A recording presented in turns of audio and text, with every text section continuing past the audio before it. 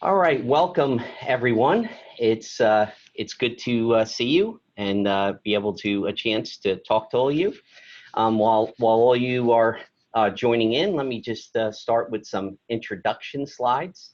Welcome to the next PTC User Expert Speaker Series. This is the first one, I believe, for 2020, although you'll see we have quite a few coming up, very interesting ones. My name is Ron Watson.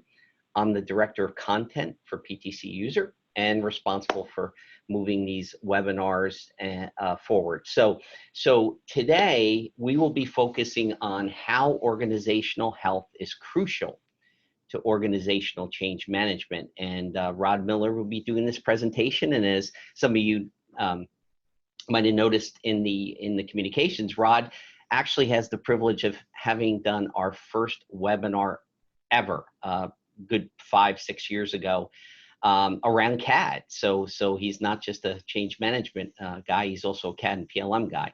So let me start with just a few intro slides and then we'll get right into Rod's presentation. So first of all, it's all about you. That's PTCUSER. We're an organization that focuses on the support of PTC customers through an extensive network dedicated to users. We focus on how to educate through these webinars and other events such as PTC LiveWorks and our open forums.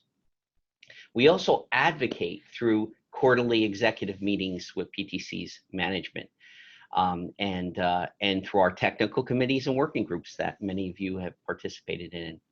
But again, it's all about you. And so if you want to be a speaker like Rod in an upcoming webinar, please reach out to me. If you want to share tips and tricks with fellow PTC users, please do. You can participate in an upcoming panel session, and we're planning one for this year as well. Or if you have some short videos, by all means, share them. We do have a YouTube channel that we're building on, and also our portal, which we share. So again, there's my contact information. So what do we have coming next as far as some face-to-face engagements? Well, first of all, LiveWorks 20 is coming up fast. It's June 8 through 11, 2020. Again, it's at the Boston Convention and Exhibition Center in downtown, and actually it's in Seaport area of Boston, an upcoming area, not too far, actually almost within sight of PTC's new headquarters. Why would you attend? Well, there's a lot going on there. It's a huge meeting now, a huge event. I think there were well over 7,000 people last year, attendees. You have access to pretty much all the PTC experts, the people that work for PTC, plus a whole community of customers. There's lots of breakout sessions, a huge exhibit hall. Jim Heppelman's keynotes was almost like a show last year if you got a chance to either attend or to watch the video. And then a big one on Thursday is something we're driving from the PTC user perspective, which is what we call a PTC product day. So that's a day where we focus on product, on technical information and knowledge around the product. So please, if you are going to attend, use our code PTCUSER20. That not only helps you, which will give you the best available price at that time, but it also helps us as we are a contributor to the event. So we get credit for that, and that allows us to operate and continue to share and do other things outside of LiveWorks as well. So we appreciate your support. We also have our next PTC User Technical Community Open Forum in the winter 2021. That's January 25th through 28th. I'm sad to say it's in sunny San Diego at the Mission Bay Resort. Used to be a Hilton, I believe. Beautiful resort. I'm being sarcastic, of course. I think 3 years ago when we were in San Diego or Southern California and Southern Arizona were the only ones at that time below the freeze line. So it's a good place to be in January. But we are expanding the event. We had 400 attendees this year in January in Scottsdale. We're expanding the exhibit hall. We expanded it dramatically.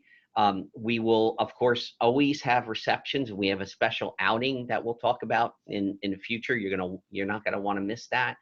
And of course, we always provide the amenities like Wi-Fi, which are so important for you to keep in touch and to get in touch with people. So again, registration's pending, but look for it. It'll be coming up, and there'll be as always, a very reasonable discounted rate if you register before September 1st.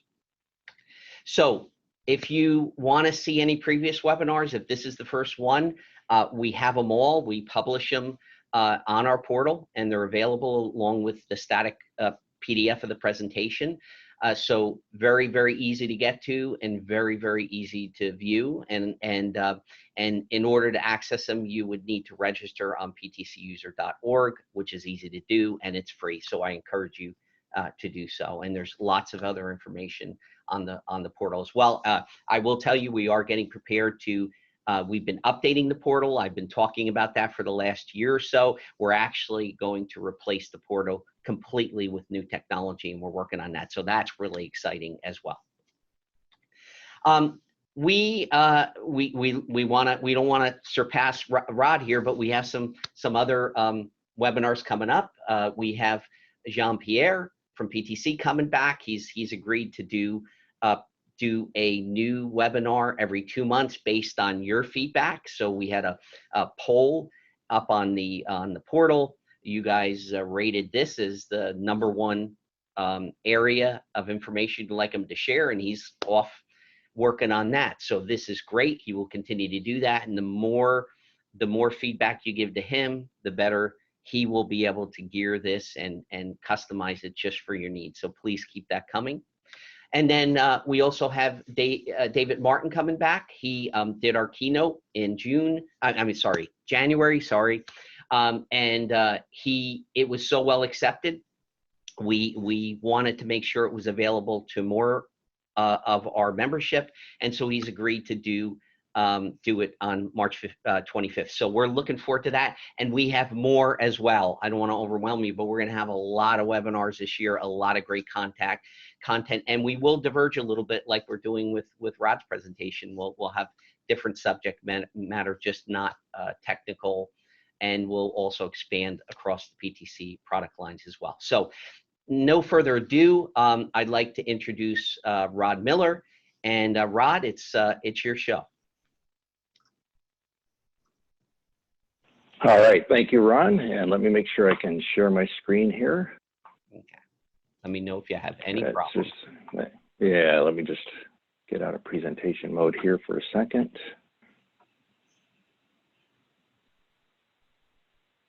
Now, while Rod's getting set up, I forgot to remind you, when you have any questions, please use the Q&A, not the chat, so we can keep track of the questions and make sure we get to them. So again, use the Q&A, and Rod, it's all yours. All right, thank you, Ron. Thanks for the introduction. And thank you, everybody, I know this is classically a little bit more of a technical group, but just so you know, I'll do a quick introduction of myself.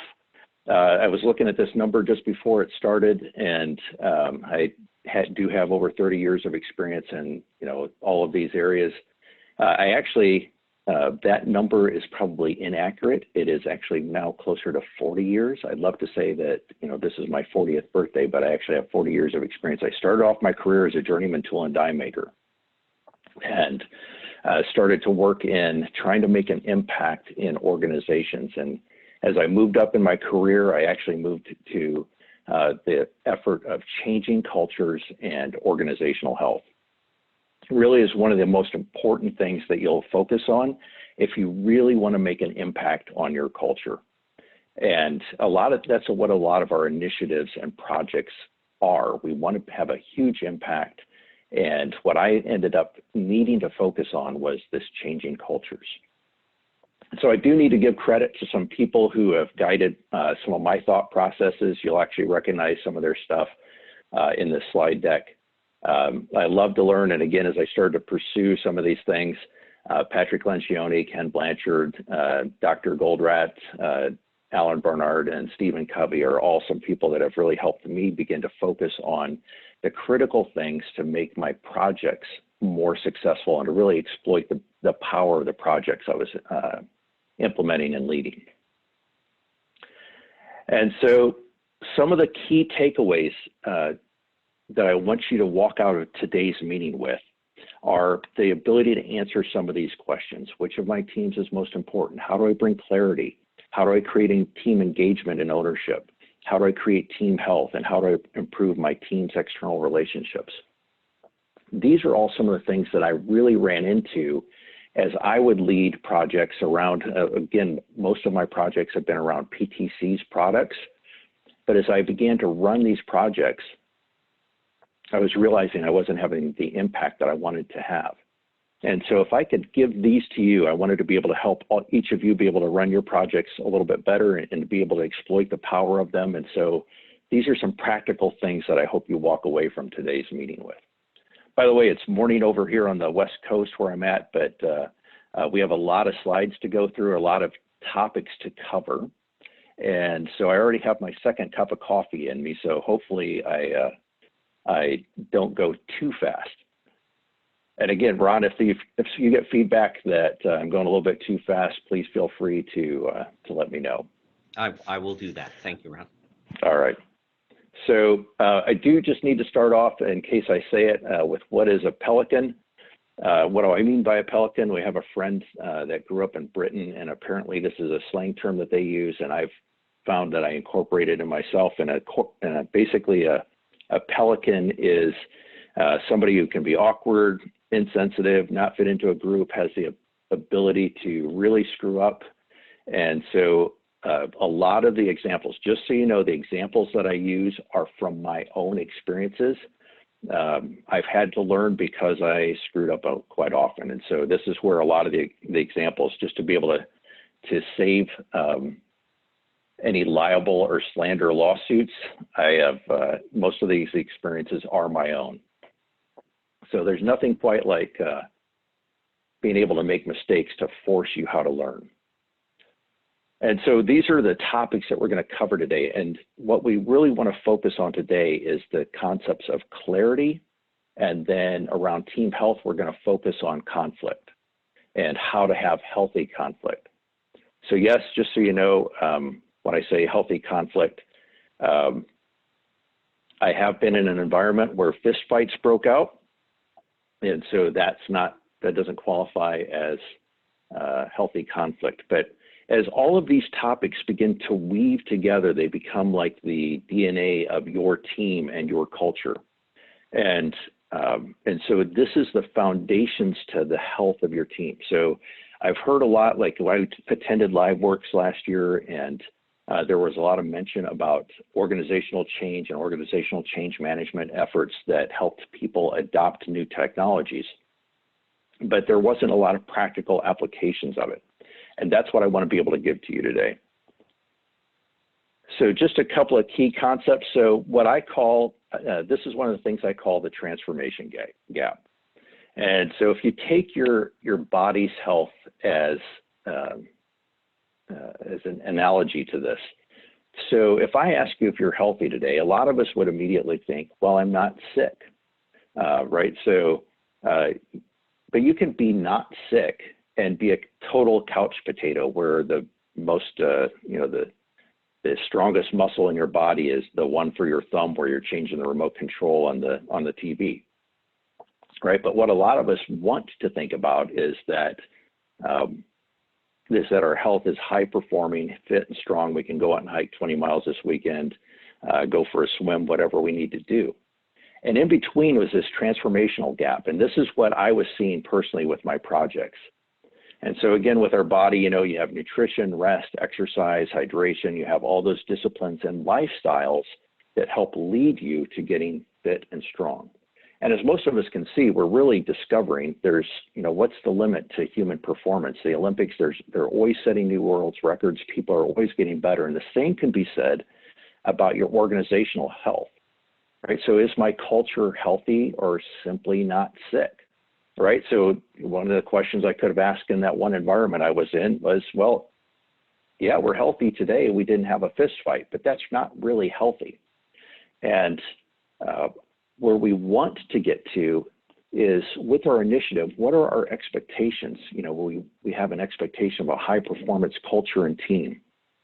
And specifically, just so you guys know what I'm talking about, a lot of my projects were around PLM projects, and they just weren't having the radical impact to the culture that I anticipated they would.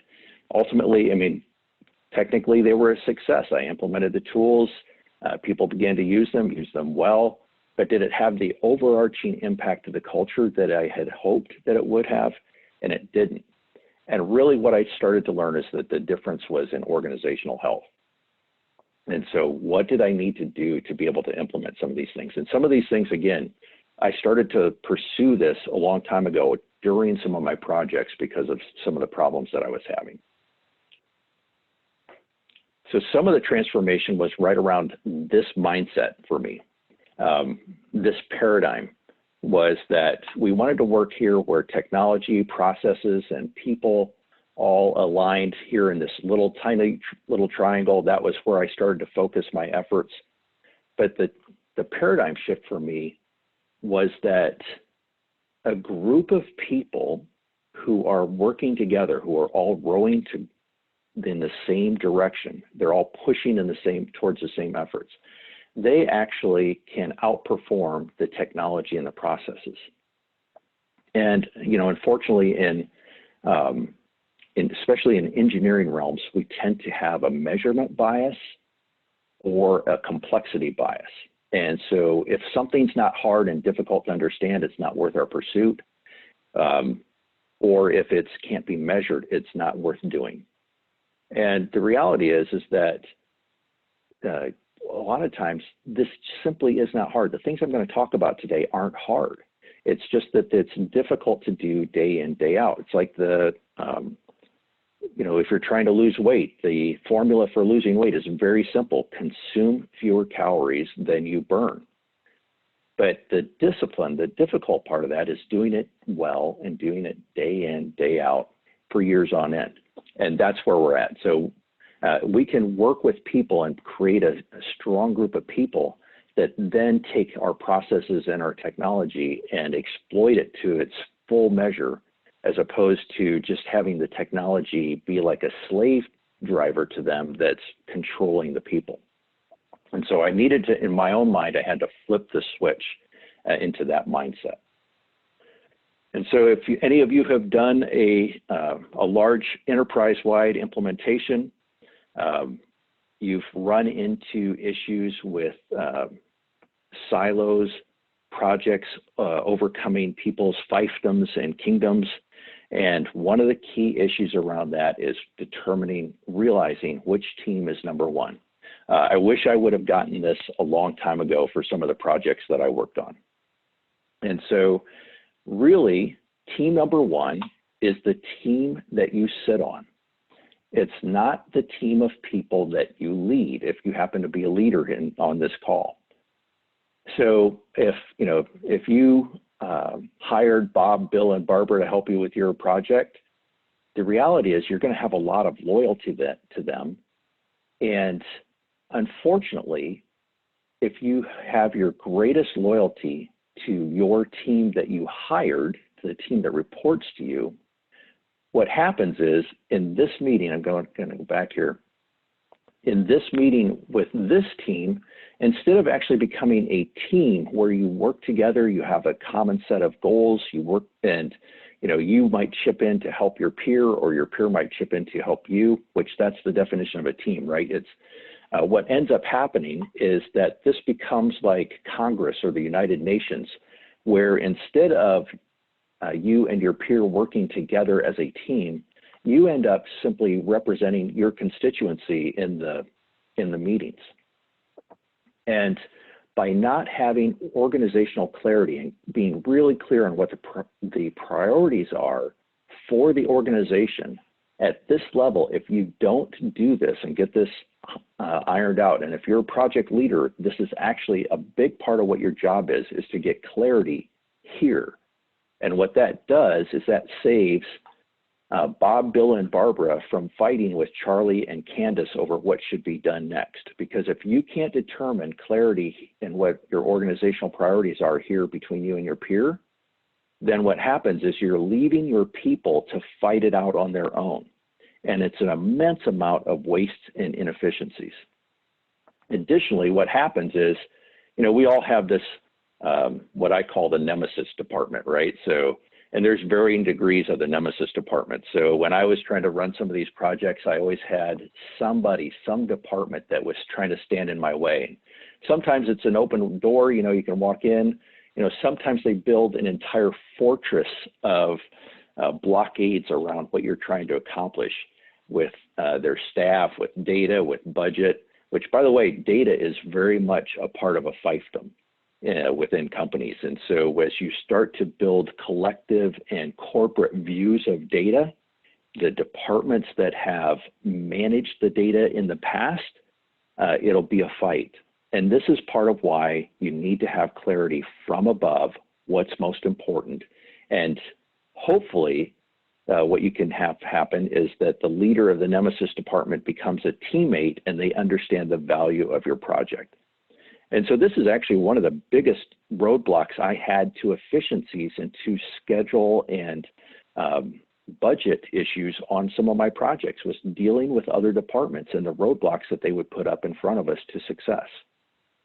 And so actually, just so you know, one of my nemesis departments in the past was actually created. I was on my first day that I was starting a project, and actually as an employee at this company at the time, I was hired specifically to bring in a PLM, to bring in PDM Link. And my first day, they walked me, my new boss walked me up to the configuration management leader and said, "Oh, this is Rod, and he is here to implement a tool that's going to basically replace you and your department." So of course, right away, that person became my mortal enemy. They became a part of my nemesis department. None of that was true, by the way. We actually really needed a good, the PLM to me enables configuration management. It doesn't replace them. And so anyway, so that just launched off one of my greatest nemesis in my life anyway.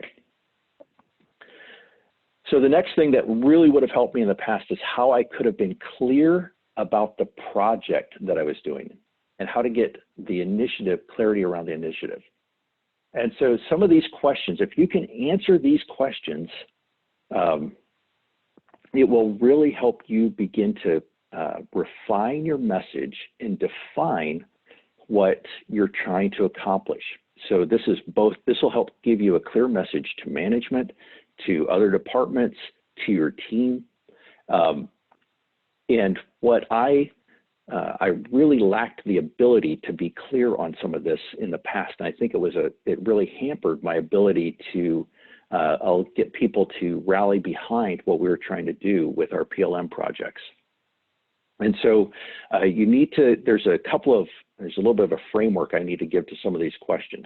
So as you do a technology implementation, so whether you're doing an upgrade to your CAD tools or the PLM or whatever it might be, an augmented reality project, you need to be able to have this framework and understand that technology can only bring value if and only if it diminishes a limitation.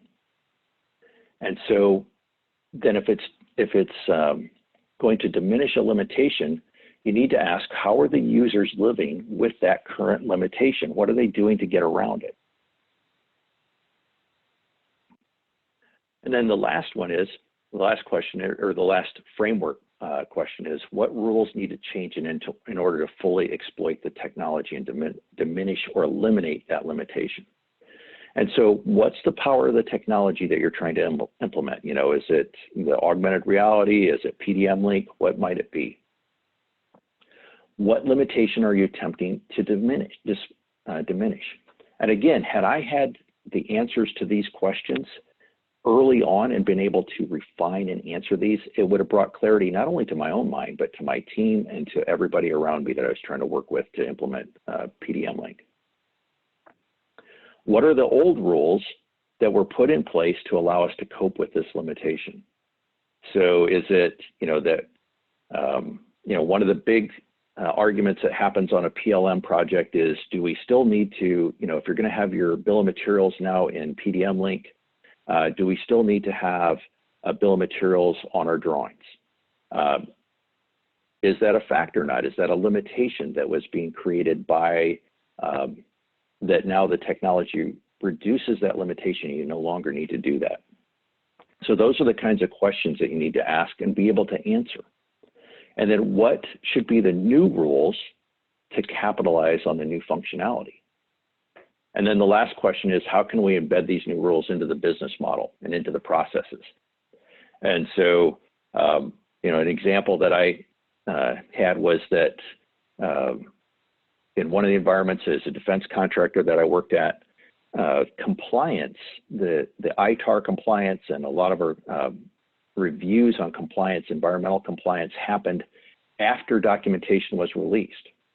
Well, now that we had PDM Link and had this new technology, why did it have to wait until after they were released? Why couldn't their compliance group be a part of the review up front before anything was released, and therefore eliminate a change order, an expensive change order, after the process had happened, or after the release had happened? So again, by being able to answer some of these questions, this would be really good. If you're interested in this, this is really a huge shift for me. There's a great book out there by Dr. Goldratt called Necessary But Not Sufficient.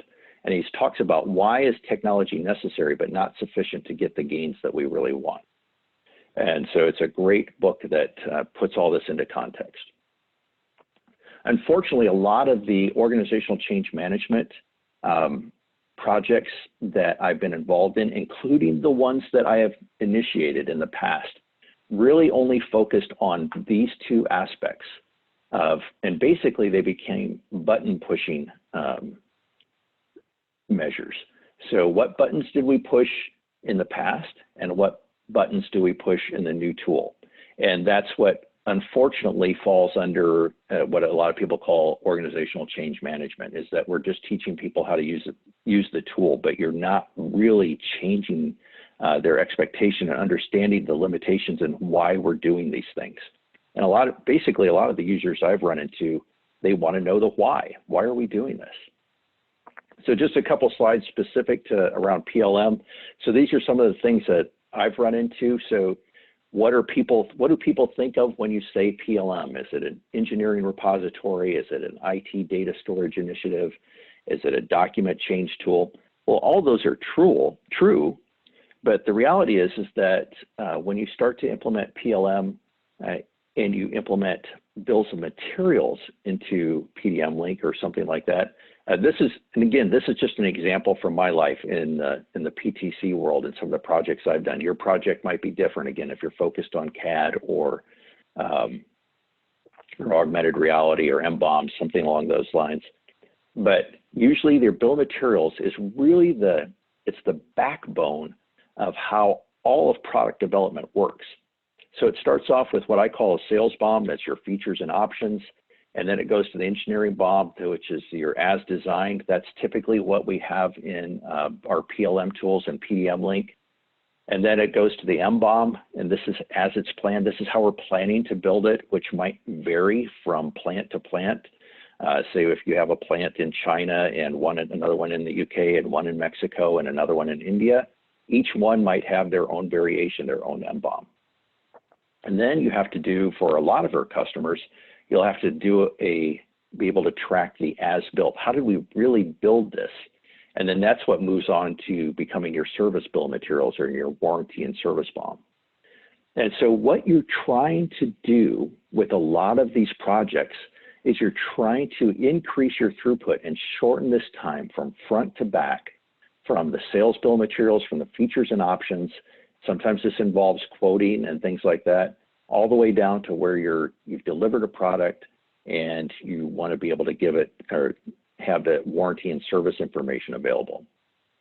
And so being able to define your project in the scope of something like this will help the other departments understand what you're trying to do. It will be good for your team. It will be good for upper management as you can begin to answer those 6 questions in the previous slide and then be able to put your, give a context and some clarity around what your initiative, what your project's trying to do. So now that you're clear on your project, the next step is to create clarity for your team. And again, if you're not a team lead in here, if you're on this meeting and you don't have a department or you're not leading a team, these are still some great tools to understand because they can help you be more influential whether or not you're leading a team or not.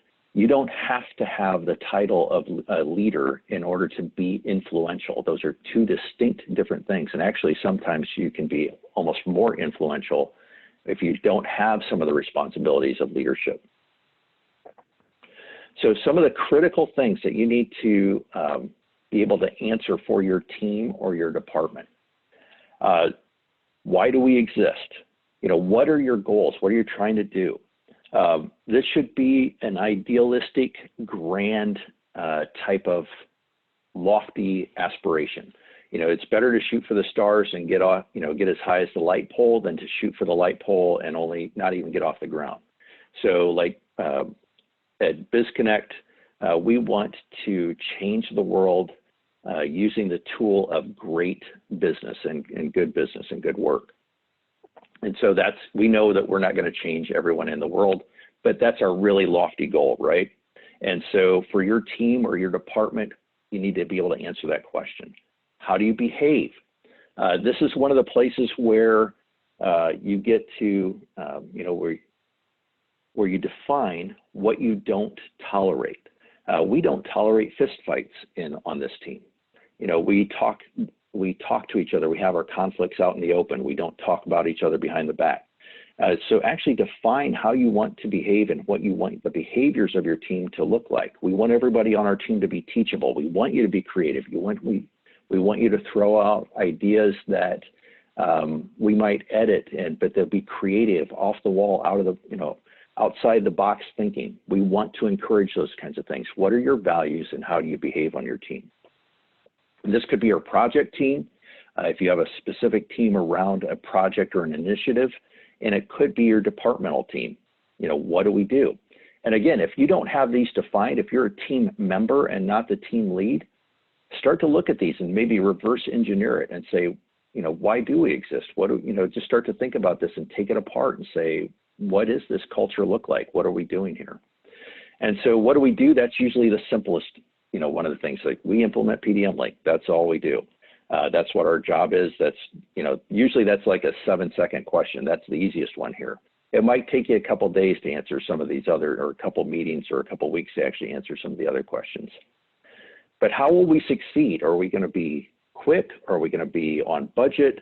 Are we going to do the highest quality job? Usually from a strategy standpoint, that's what we mean is, how are we going to declare ourselves successful? And just to give you a big lofty idea of what I mean by strategy, and a lot of times what companies use and call strategy today is actually more of a tactile plan. There are tactics. They're not actually our strategy. So at Southwest Airlines, they have a great one. They want to be able to be low cost, on time, and have fun. That's their strategy. And so that works through everything from top to bottom. So when they were originally buying some of their first airplanes for their fleet, the manufacturer said, okay, well, great. Now that you have this airplane, you can, as you begin to build your business and you get more revenue, more cash behind you, you could upgrade to this next plane and you could have this entire fleet of planes.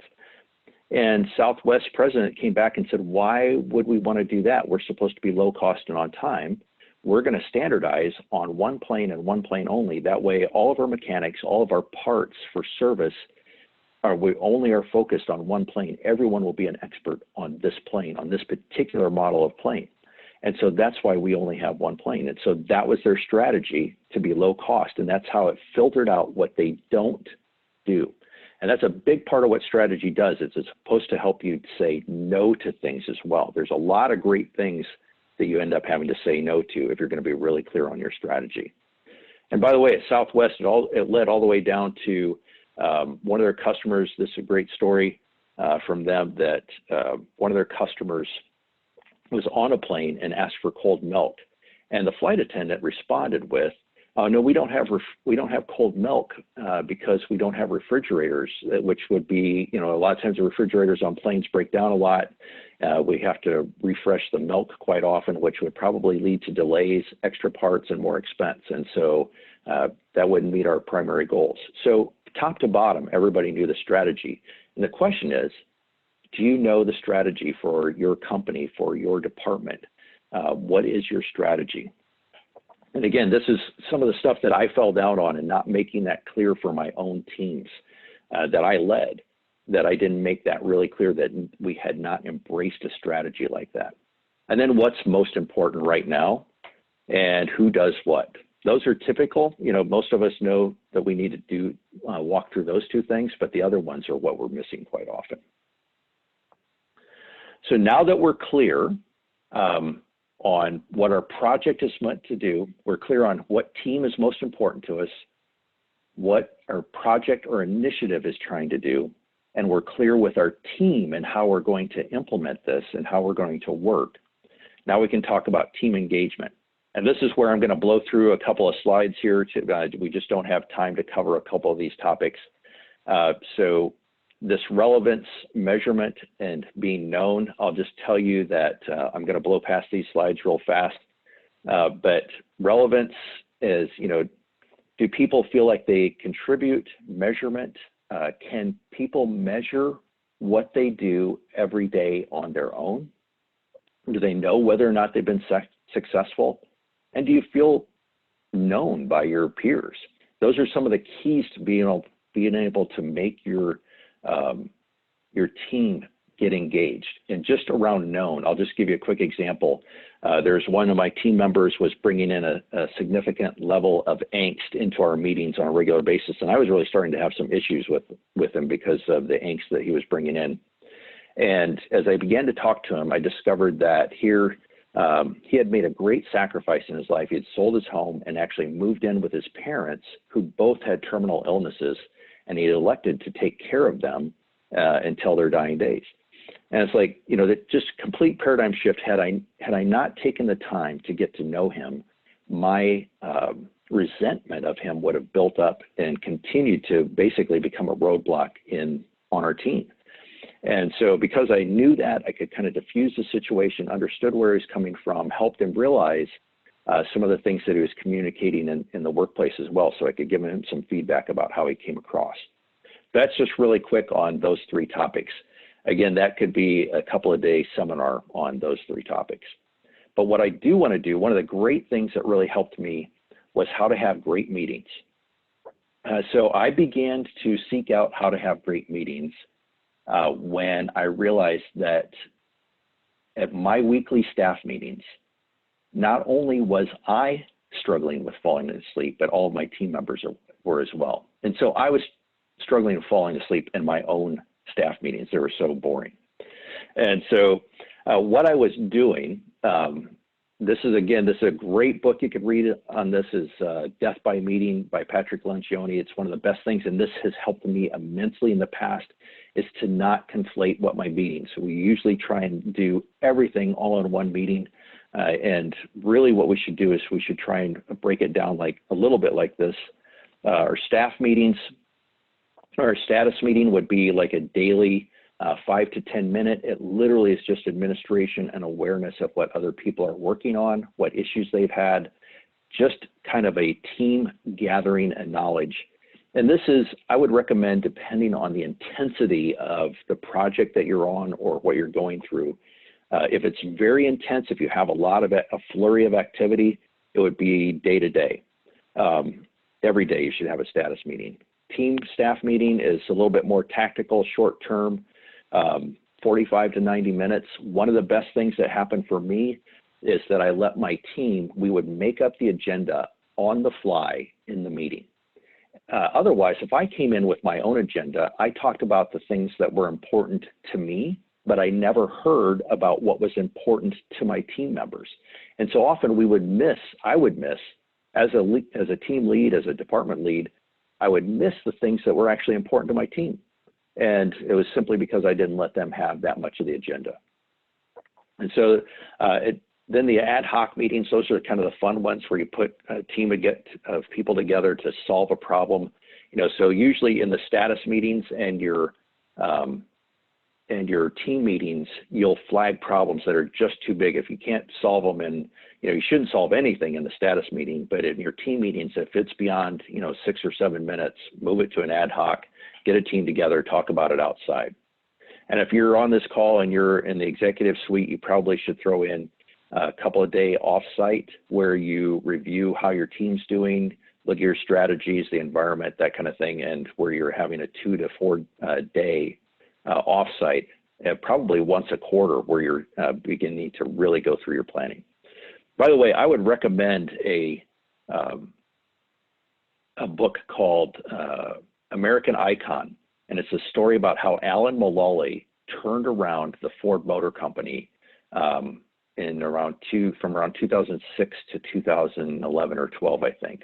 The book's by Bryce Hoffman. It's one of the most inspirational books I've read in a long time in the business world. And he used these very tactics. He moved, usually the Ford staff only had business meetings once a year, and he moved to a mandatory once a week team meeting. And he actually implemented a reporting methodology that's going to be very similar to this. This is actually really important to your meetings, is to build a reporting methodology that looks a little bit like this.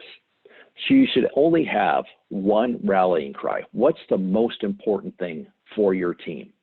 The thing that everybody else drops, you know, so when you're looking at your team number one, what is most important to us? You know, and it might be a data migration if you're doing a PLM. That's usually where there's issues, right? And where you need the entire team to drop everything to support your data migration. This would be a short-term type of a goal that you're trying to achieve. And then these are the primary objectives that you need to accomplish in order to get your rallying cry. And then underneath that, those are your standard operating objectives. And this is what I ended up moving towards, something like this with my team. And I'm going to give an example here in a little bit of what this would look like. And so your standard operating objectives, those are really, you know, the things that, you know, depending on what your team does, you know, it's your money, your people, your risk, your time, your effort. What do you need to measure that's, you just need to be able to do week in, week out to be able to make sure you're survived. This is not typically your rallying cry. And so what it looks like, to give a better example, and again, this is exactly what Alan Mulally went through with and what he did at Ford. But let's say that we need to restore customer service credibility. We run an IT group. And this is literally just made up. I just tried to, again, make something up so that I didn't expose any of my clients or anything like that, or any of my past employers. But this is what my team actually moved to, and it was really wonderful. It helped us become much more team-like and focus our efforts so that we are all rowing in the same direction. So the circle, that's our current status. That's what we would put under here. Black was a 0 rating. If it's red, it's behind or delay or a serious issue. The yellow is a caution. There's problem signs. And then green means we're on schedule, on cost, ready to go. And then the square is actually what our rating was the last time that we met. So you can very quickly see where we were and where we are today. And this is actually discussed in your meeting. Where are we today? And so everybody on the team gets an input as to what your current status is. It's not just one person saying this is what it is. I mean, usually you have one person that kind of controls some things, but you can have people question it. And so, you know, maybe in our example, we need to deliver on current projects that we have. We have interdepartmental relations that are a problem. We're not triaging our customer requests, and we're not aligned with our projects aren't necessarily aligned with the corporate and department strategies. And so then, like maybe as an IT group, here's some potential standard operating objectives, right? System reliability, compliance, network security, or deliveries. and then customer satisfaction. And so again, this is what your team could talk to as you have your weekly meetings. You can just do a quick review. And just again, a story from Alan Mullally. He had just taken over, he had implemented the weekly meetings. He implemented a system very similar to this for reporting for each of his team members on his executive team. Ford had just announced that they were going to lose $6 billion, or that they had lost $6 billion in the previous quarter. He's in his meeting, and his team, every single status was completely green. No one was flagging any issues. And so he actually had to stop them and say, you do know that we lost $6 billion. We're on target to lose $12 billion for the year, and all of you are not having any issues in your areas. And so what he had to do is he had to create a safe environment where they could actually report the truth, and they would know that they're not going to get fired. That was the key thing that he had to do. So team health, again, this is a really big project, or a really big concept. So I'm just going to go through this really quick. This is, straight out of Patrick Lencioni's book on the 5 dysfunctions of a team.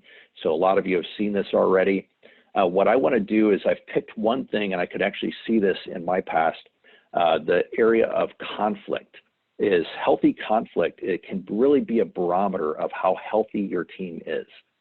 So there's no way we have time to talk about each of those today, but what I've come up with is this, what I call the conflict curve, right? So on either end of the conflict curve, it's destructive conflict.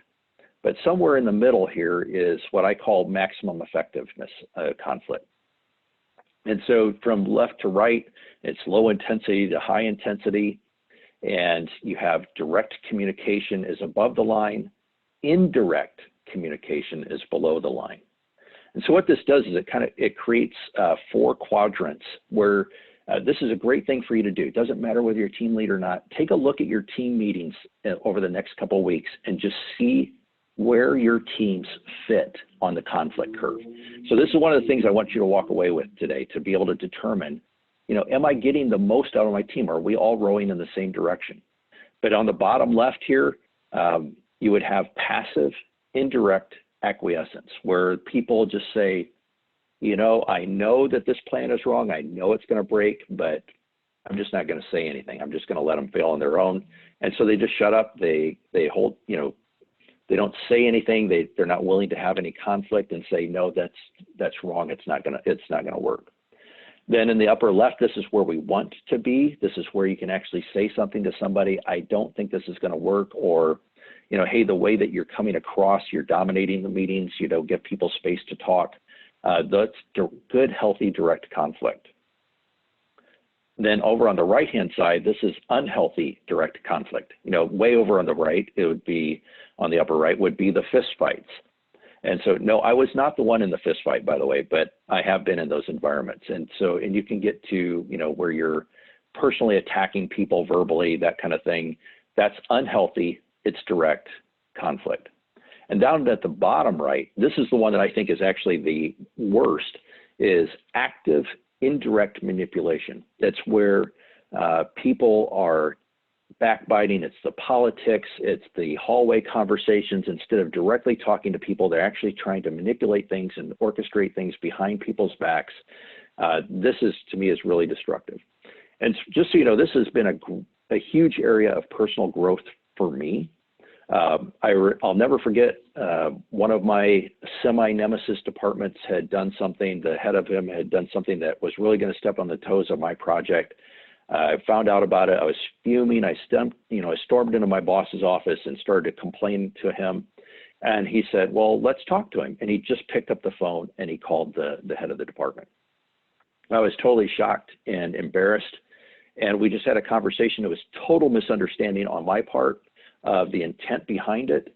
And so I began at that point in my life to learn a lot about healthy direct conflict and how to be able to execute it well.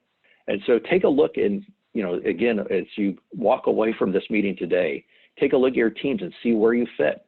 Because if people can't voice their opinions, you're not going to get the healthiest, you're not going to get them to buy in to your goals and into your rallying cries. It's critical to it. So this is actually my last slide, and this is really important. Take these questions, ask them about yourself.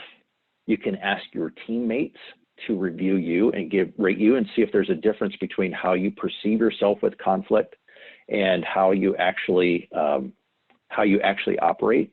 And if you're, if you can do it, just give it to everybody on your team and have them rate themselves as well.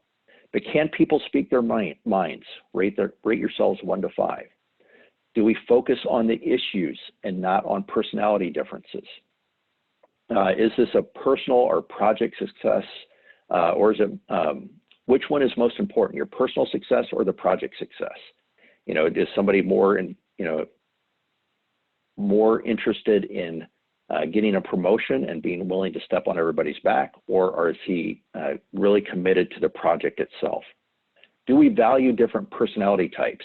An extrovert is going to have one conflict style versus an introvert might have a completely different conflict style.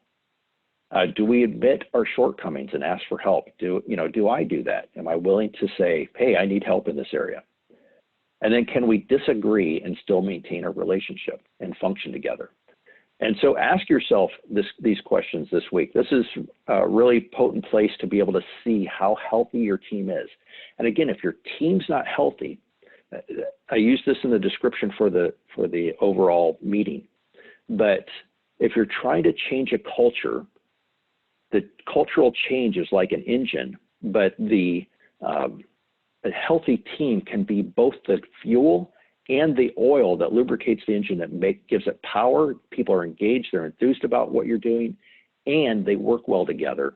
That's the oil, the lubricant. And because there are a lot of efficiencies that are lost, I would say that a lot of my over budget runs or missed schedules were because of an absence of good, healthy conflict.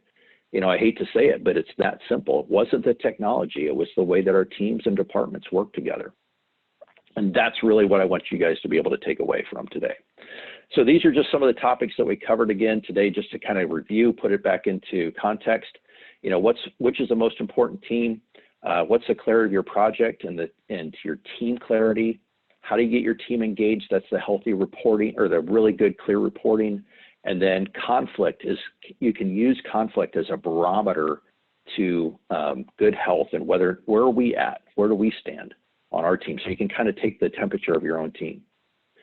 So thank you for listening today. I'm hoping some of you have questions, and I really want you to give some of this stuff a try. If you have any questions or issues, please feel free to give me a call, or you can actually go in and just make an appointment with me. I have my calendar online, and we don't charge anybody for an initial consult or anything like that. So please feel free. I want you to try these things. If you run into roadblocks or have specific questions, please feel free to give me a call. So Ron, I'm going to give it back to you and see if there's any questions. Great. Thank you, Rod. Very, very, very informative, very interesting. We have a few questions. Again, if you have any questions, please place them in the Q&A box. We have about 7 minutes remaining. So the first question is, any recommendations on using waterfall versus the agile approach? Waterfall versus agile. And this is where, for me, when you get to process analysis, and that's really what you're trying to do, is you're trying to create greater throughput in your development process, particularly with software, I would guess, based on the question. For me, agile tends to work better from what I've seen from a throughput standpoint, but there are some environments where it just doesn't work. So I would probably need to know a little bit more about the environment in waterfall versus agile. And because a lot of people implement agile poorly. And I've seen that happen before, where the key criticality was the delivery of the software and not actually meeting the customer's needs. And if waterfall meets the customer's needs for you more adequately than your agile process, then go towards waterfall, definitely. That's a really quick answer to what could be a long topic, but hopefully that answered some of the question. I think that covered. I think it was a good question. It's one that comes up a lot. I'm gonna answer this question real quickly. Will this webinar be recorded and be available? Yes, it is being recorded. It will be published within 1 week of today on our PTCUSER portal, so ptcuser.org. If you go there, if you don't have an account, create one. It's free, and then you could access this webinar plus all the past webinars as well. So the next question here is, let's see, what was the most challenging experience you had dealing with corporate culture? And I have to chuckle, Rod, because you and I worked together for many years. So you and I have had many, many hours of discussion about this, but go ahead. Yeah. So I would say, and for me, that it actually was the team A versus team B, which one is most important. And I personally think I fell down on making my department and my team most important, and not realizing that I'm a part of a team and that I had to participate in the organization's overall objectives. If I could change the culture where I went in, I would reduce the number of things that we're working on and make the entire company much more focused on key initiatives and begin to build that teamwork at that top level. And so the key for me was, or the greatest hurdle I've run into is trying to make my peers all work as a team, as opposed to having us all represent our own constituency. It's basically like, like a cage match at your meetings where you're fighting for budget, time, resources. You're not a collective team. And that's one of the greatest struggles I've had, I would say. And so by being clear, you can help that. That's a good, reasonable response to that. Yes. Again, try not to throw anybody under the bus. It's a tough one. I once had a manager who described a team as only the people that report to you, and you clearly not only said it, but drew a perfect graphic of why that was so wrong, right? Yeah, and the reality is that if you, a lot of times, if you have staff who are fighting over it and who don't know how to prioritize, that's our fault as leaders, that we have not been able to set the priorities clearly for them.